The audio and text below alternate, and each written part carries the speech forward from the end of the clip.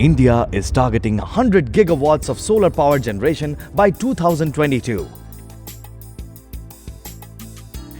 More than 40 solar parks have been set up to take advantage of nearly 300 sunny days climate. Solar panels are subject to get dirty and dusty due to India's landscape. Up to 25% production loss happens due to slow speed of manual cleaning. Ideally, for proper production, the PV panels need to be cleaned every 5 days.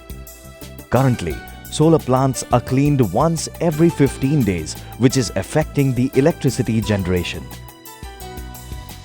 It reduces earnings and also delays the payback period. Bid or due to 20 to 25% loss of PV system generated energy due to soiling. Presenting, after 5 years of R&D, India's first automated, patent-pending PV cleaning machine.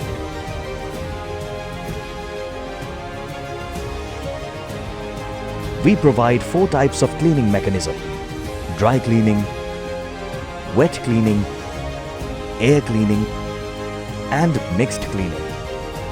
We assure spotless cleaning with up to 100% removal of all types of dirt, dust, bird droppings, leaves and other particles.